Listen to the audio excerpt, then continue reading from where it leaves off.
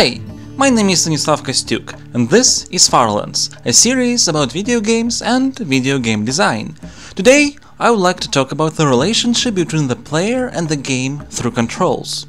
The most defining aspect of video games as a medium is interactivity. When you watch a movie, what you do is look through a window into another world, without the ability to affect it in any way, which in no way makes movies worse or video games better, it's just what the specific of the medium is. A movie-viewer relationship is one-sided, where the active entity in the form of a film influences the passive watcher.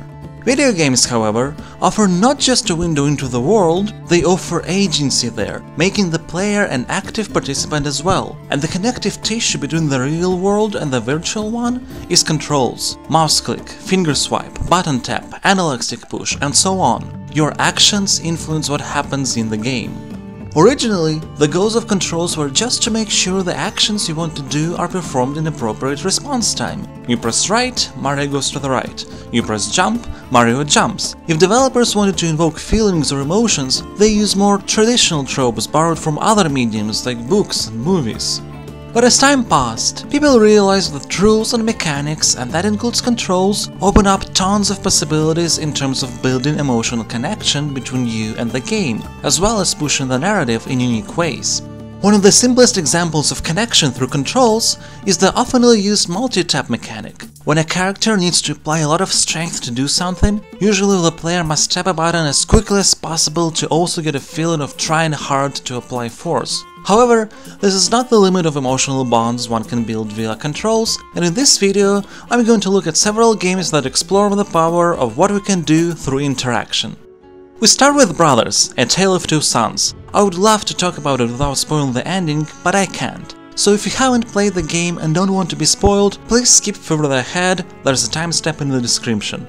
In the game, we control two brothers in their quest to reach the Tree of Life and find a cure for their dying father. Brothers separates the controller into two halves, one for each character. The left analog stick moves the older brother, Naya, and the left trigger makes him do a contextual action. The little brother, Nai, gets the right analog stick and trigger.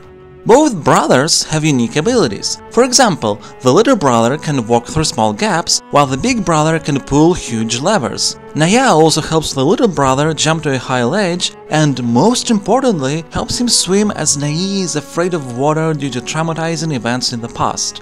The control scheme by itself is cool, but nothing to write songs about. However, it plays a big role in the end. From the very beginning of the game, you start getting used to controlling both brothers at the same time to the point that it feels natural. At the climax of the game, however, Naya is mortally wounded and eventually dies. We control Nai as he desperately tries to save his brother, but fails and later has to bury him. In this section of the game, the left part of the controller is not touched at all as there is no need for it. Not only has one character died, but half of the controls have been removed from the game as well.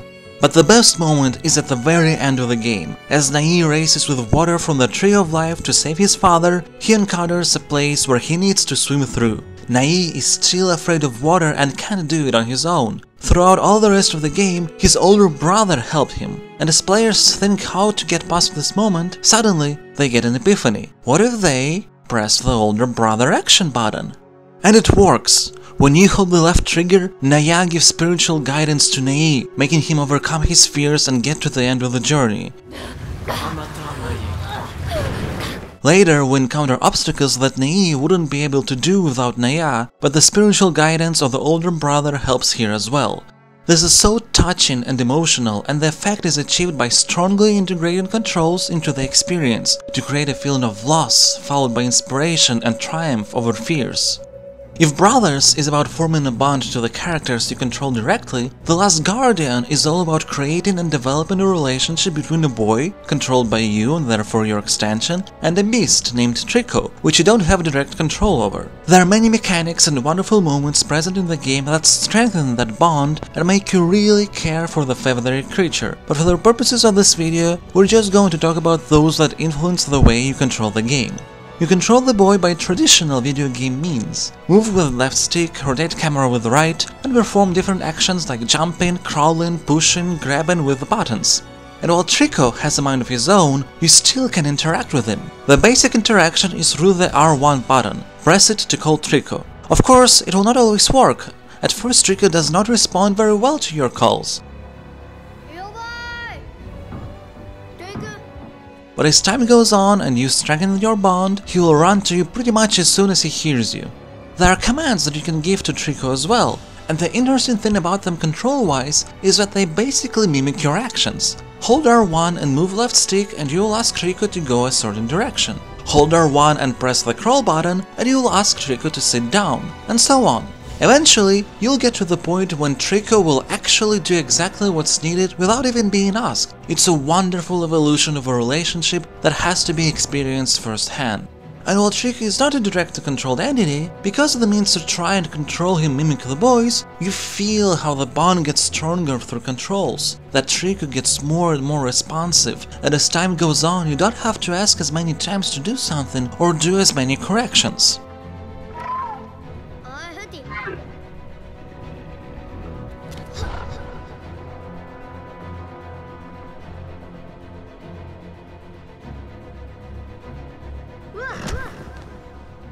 However, no video about controls as the connective tissue between two worlds wouldn't be complete without Tearaway. Tearaway and Tearaway Unfolded literally are all about breaking the fourth wall between the player and the game. Tearaway for PS Vita can exist only on that platform as a design to use all the unique features of the Vita specifically. The PS4 game Tearaway Unfolded, which is the version I've played, can't be called a straight port. The developers have redesigned the mechanics, reworked the narrative and made changes and additions to levels, thus creating an alternative Tearaway that can only be played and experienced on the PS4. Here's an example of how Tearaway Unfolded is tailored specifically for PlayStation 4 and can't be played anywhere else without making changes. At one point, a mechanic is introduced. The messenger can throw objects through the screen into your controller, which you can then aim and throw out back into the game world with a great force to destroy obstacles. To do this, first you need to turn the controller upwards. This will make the messenger face the screen, and then press the throw button. Then, you need to move the controller around to aim where to shoot and swipe on the touchpad forward to launch the object at your target. You'd think that this is enough of an exploration of how the game and the player can interact with one another. But developers of Tearaway Unfolded went a step further. If the object is a living entity, a squirrel for example, it will make sounds through the controller speaker when it's inside. And what has got to be one of my most favorite parts of the whole mechanic, if you swipe on the touchpad left and right, while there's somebody in the controller, you will tickle them, making them laugh hysterically. And this is just one of many ways Tearaway Unfolded breaks the barrier between the game and the real world through input methods. There's so much creativity there. I think every game designer should play it to get some inspiration, and I personally can't wait to get my hands on a PS Vita and the original Tearaway title to see what that version does to create a unique experience. You might have noticed all examples I've talked about are controller-based. This was a deliberate choice to narrow the topic down a bit and show the variety of possibilities within a what seems like limited space. But there's so much more to the subject than what we discussed. There's games like Hearthstone that make you feel like you're playing a physical card game not just through the presentation style, but things like cards tilting as you move them around with the mouse cursor or finger, and making whooshing noises if you move them too fast. Elegy for a Dead World has you write and share stories with other players as you explore mysterious locations. Through is a connect game where your physical positioning in relation to the camera and the pose you take are key to progressing through the game. As video games evolve, we find more ways to create emotions and feelings in a way that only this medium can, and controls are a big part of this exploration. Mind you, I'm not saying every game should be like Tearaway Unfolded, but by expanding our horizons and knowing what our options are, we can choose what we need to provide better game experiences. Even a very traditional game like Uncharted 4 at a pivotal moment in the story makes the players feel just how exhausted Nate is by not allowing the usual nimble jumps on vertical surfaces, making the players slog through climbing by reaching out to each individual rock to cling to. Controls are more than just means to an end, a way to make our avatar to do something. They are a tool that we, as designers, can use in many different ways to create emotional bonds, elicit feelings, push the narrative forward, and do things that only games can. Every medium has its unique strengths, and this is one of ours.